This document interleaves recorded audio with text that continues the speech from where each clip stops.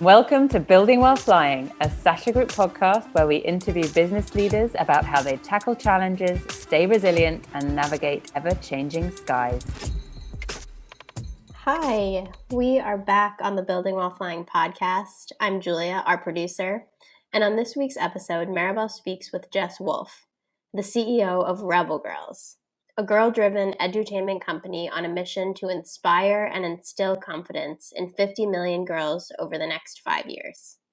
To date, Rebel Girls has sold 5.5 million books, translated into 49 languages in 85 countries.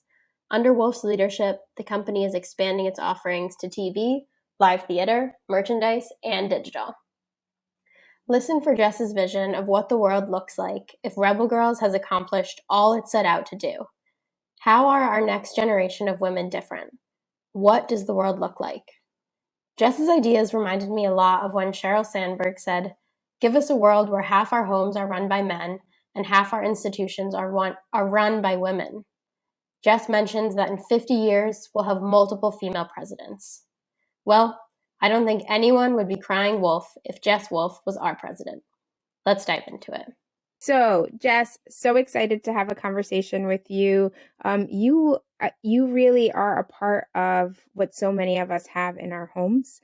And I want to talk about Rebel Girls for sure, but that's not where I want to start. I want to start talking about the woman behind Rebel Girls. So let's start with who are you? What are things that we need to know about you in terms of your skill set, your passions, the lessons learned that have gotten you to this point in your career? I am a small town Oregon farm girl that wanted to go see the world. And so I did. I identify as a Jill of all trades, having worked in finance and consulting with industrial goods companies, energy companies, financial services companies, and now at the intersection of media and technology and culture. I am a builder and a doer. I love hard challenges, and I also love my dog, River, who is my loyal adventure buddy. So you will forgive me if my dog Chewy, who's somewhere in the background, jumps up in the midst of this. Perfect. Don't be surprised by it. So Jes, when I was first reading your background and reading our producer's notes, literally the first question that jumped into my head is this next question, which is, why aren't you retired? And then I was just but seriously, on behalf of all women, on behalf of all Rebel Girls and Rebel women, thank you for not retiring. But the reason that jumped into my head is you've accomplished a lot, and so much in industries that can be really tough for women to make their way in. What is your why? What keeps you going? Well, fundamentally, I like the idea of being retired more than the actuality of it. I do like to play a lot, and I do need rest sometimes, but I really like to use my brain. I like to build. I like challenges. When I slowed down a little bit a few years ago and I had a chance to think about what my next chapter would look like, I thought about what are the boxes I want to check before I die, realizing that that could happen in 1 year or 50 years. And the 3 boxes I want to check before I die are 1, to have a family, 2, to take my personal development as far as I can, and 3, to leave the world a better place. And so I felt that if I retired, I would not be doing number 2 or 3 very well. And so that's fundamentally what keeps me going, is wanting to leave the world a better place and really wanting to take my own personal development and growth as far as I can.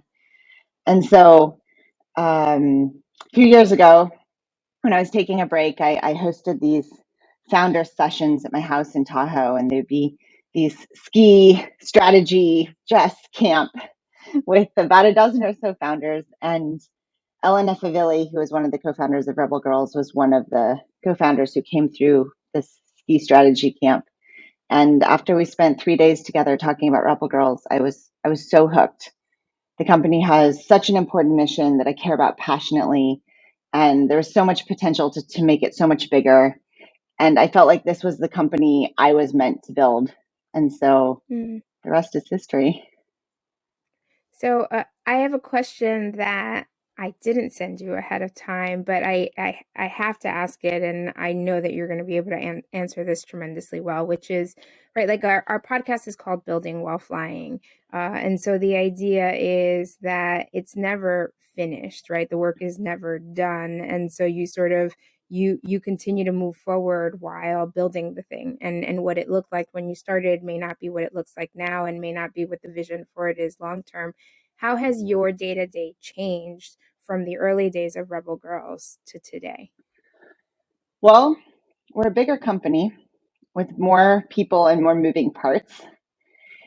I think we're also a more ambitious company, and I think we have more creative mojo in terms of where ideas come from and how we're able to execute upon ideas.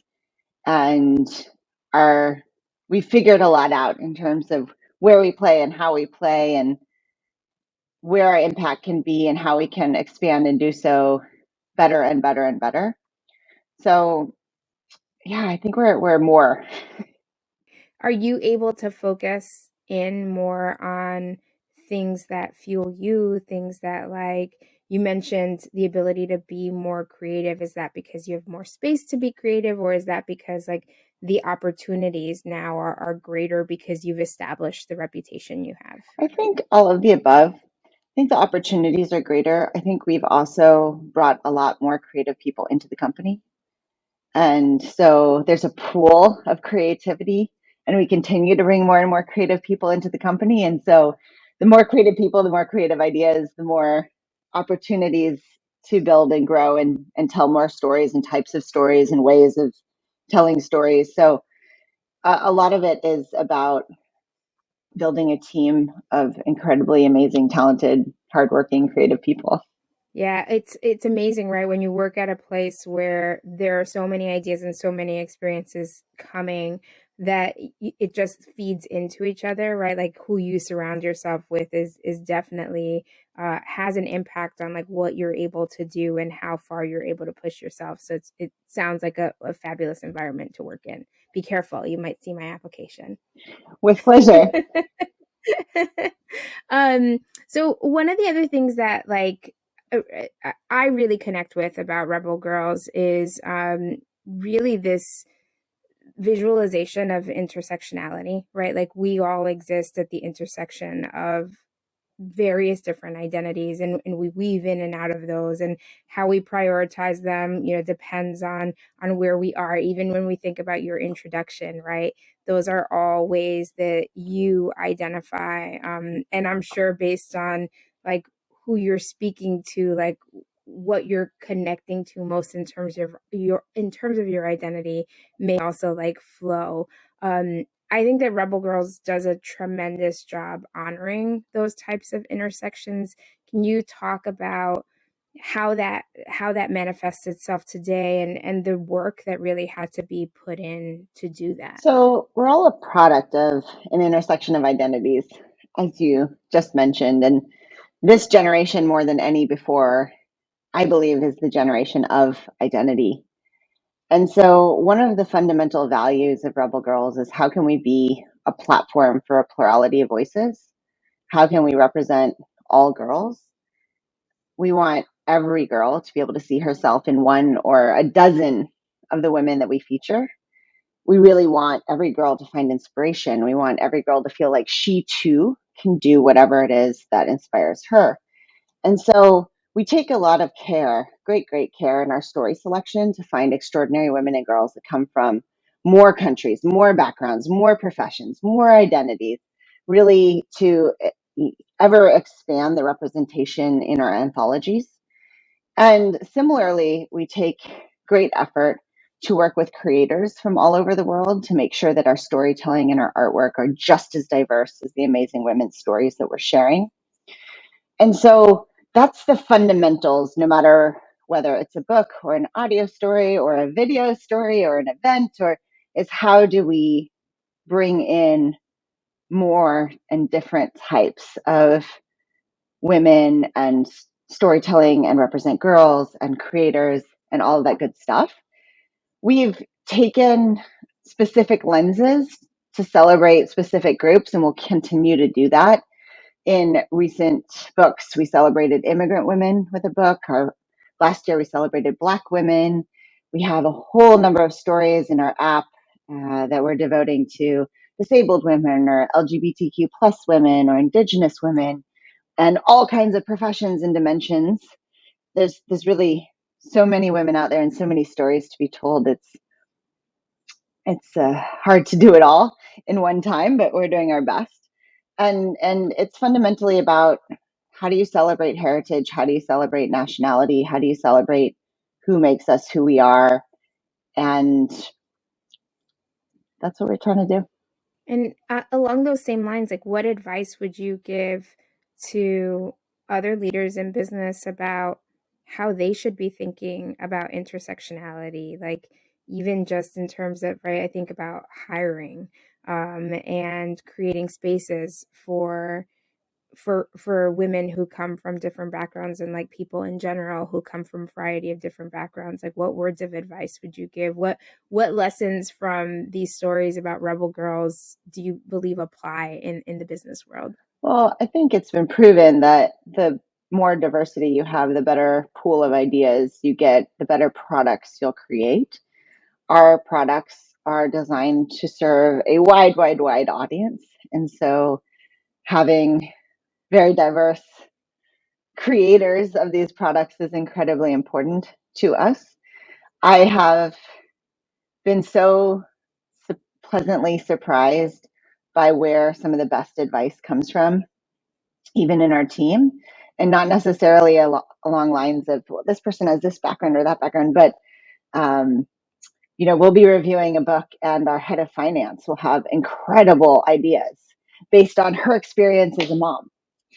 And that just drills home the idea that you want to have all sorts of people in the room to make something even more special. I think hiring is tough. Hiring smart people is tough. There's a lot of amazing jobs out there right now. It's a crazy job market, and and sometimes you can get it right, and sometimes you get it wrong. And I think what we do is we definitely attempt to get amazing people from as many backgrounds as possible, and that served us. Yeah, I think, there's a role for everyone to play. I'm not a mom. I chose not to be a mom, but I am an aunt, right? And I am a friend, right? I am a fairy godmother in lots of ways. And even when I think about the role that men have played in my career, in my upbringing, right? Like there's sort of a role for everyone to play in helping you all achieve this mission of Rebel Girls. So let's talk about that mission. In 50 years, if you've accomplished what you set out to do with Rebel Girls, what does the world look like? How are women different? What do they sound like? What does that generation of women look like in our world? And what does our world look like as a result of it? Well, I hope in 50 years there have been multiple female presidents of the United States. I also share RBG's vision that there should be an all-woman Supreme Court. Down for it. The Fortune 500 is made up of 50% female CEOs versus the 7% today. 50% of venture capital will go to women founders versus the 2% today. My hope is in 50 years, there isn't a pay gap anymore between men and women, and there isn't a pay gap between white women and women of color. 50 years from now, I hope girls have the same level of confidence as boys, that all children grow up knowing they can be and do anything, that all children feel encouraged and they celebrate each other and they wear their superpowers boldly. I hope the definition of being feminine is so broad that a whole spectrum of girls can relate and identify and be proud of who they are and be excited about what mark they want to make on the world. If you look at the definition of feminine today and go to the thesaurus, you'll see a very narrow definition of what it means. And that definition needs to be expanded greatly. I want to be here in 50 years to celebrate that. I do believe we are on the right track to it, right? As much as there's a lot of conversation, like conversation is good, challenges are good, right? Like progress comes out of difficult conversations and difficult challenges. And so I definitely hope we are on the path to helping you achieve your 50-year mission. Any parting words, Jess? I think you said it really well, which is we all have a part to play in this. Rebel Girls is doing its part, but everyone, men, women, old, young, all have a part to play in raising the next generation and raising the next generation of girls fully confident and inspired to go do amazing things. And my hope is that more people and organizations and parents and not parents alike will join us to making this a more gender equal world. Right, let's go. We've all got our marching orders. Jess, thank you so much for taking the time out to speak with us today and tell us about you, tell us about the vision for Rebel Girls. And I hope that this really empowers more women and really all of us to help build up the young girls and the women in our lives, because damn, it'll be a better place when we get that done. Damn straight. All right. Thanks, Maribel. Thanks, Jess.